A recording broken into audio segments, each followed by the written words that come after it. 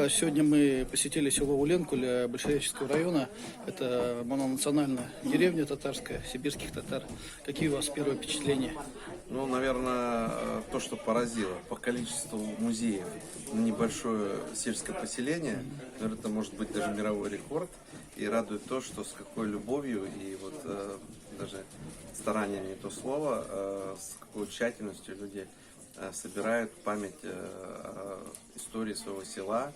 Самое главное, что мне вот очень понравилось, это о людях, которые здесь жили, которые уходили на войну, даже которые ездили в Артек. Про них тоже есть все в этих музеях. И вот коллекции там и посуда, которую жители приносят, это и многие экспонаты, они достойны того же самых больших музеев. И очень важно, чтобы они не уходили в эти большие музеи, чтобы в таких вот местах вот эта часть культуры, люди приезжали сюда и с этим знакомились там, где это есть. Потому что кроме, вот, наверное, музеев, которые у меня, да, в одной школе, в сельской школе 3 музея, Дом культуры, в которой своя вот музейная экспозиция, да, в которой еще есть музей, который там делается, создается новый этнографический музейный комплекс, да, сибирского татарина. Что вообще не знают, кто такие сибирские татары.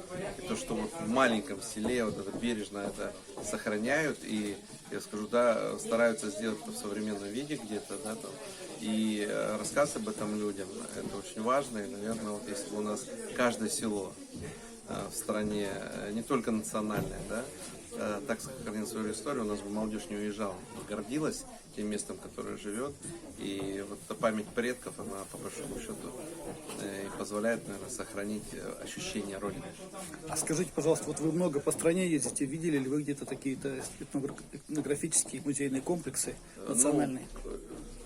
Да, в сельской местности видел. Сейчас не вспомню. В Архангельской области очень похоже, вот, кстати, вот, север, такое дальнее село, небольшое, еще меньше этого. И в школе тоже вот такой небольшой музей, на котором тоже люди приносят интересные экспонаты. Но вот в глубинке вообще этого мало. Вот, в основном мы считаем, что нужны какие-то интерактивные экспозиции. Мне кажется, что вот это у нас перекос. Может, какие-то там сэкономить деньги на каких-то там современных технологиях, дать часть денег, чтобы оформить нормальные экспозиции, там стенды вот в таких музеях.